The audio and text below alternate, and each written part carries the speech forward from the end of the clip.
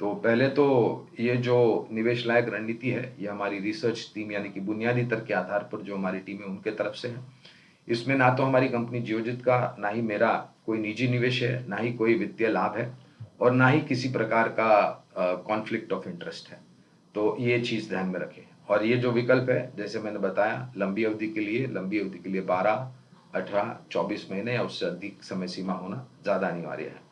तो पहला विकल्प जो है वो एक स्मॉल फाइनेंस कंपनी के रूप में है, जिसका नाम है एयू स्मॉल फाइनेंस। दोस्तों, ये स्मॉल फाइनेंस कंपनी की एक बात जो बहुत ही अच्छी है, पहले तो जो ऋण देते हैं वो बहुत छोटी मात्रा में होते हैं और उसके कारण जो प्रिंसिपल और इंटरेस्ट की जो रन रेट है वो 90% पर के पार होती है, यानी कि ग्रॉस और नेट एनपी होने की संभावना बहुत कम।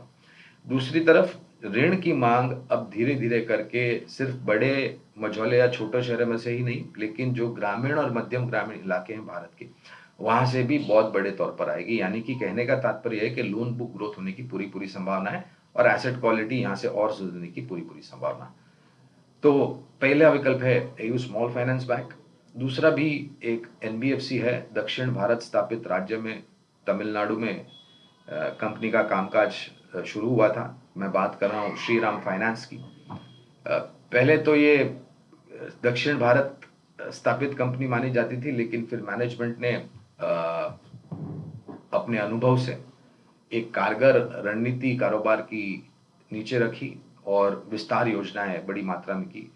विस्तार योजनाएं अमल में आने के कारण श्रीराम फाइनेंस का कारोबार, जो केवल मात्र दक्षिण भारत में बड़े तौर पर था, धीरे धीरे करके पूर्ण भारतवर्ष में इन्होंने अपने ऑफिस खोले और कामकाज शुरू किया।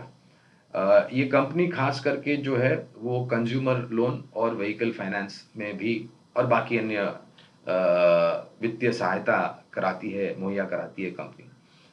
निरंतर अच्छे नतीजे और नतीजे अच्छे आने के आधार पर निरंतर लक्ष्यांक में परिवर्तन ऊपर की तरफ। तो ये दोनों ही विकल्प लंबी अवधि के लिए हमारी रिसर्च टीम की तरफ से एयू स्मॉल फाइनेंस और श्रीराम फाइनेंस।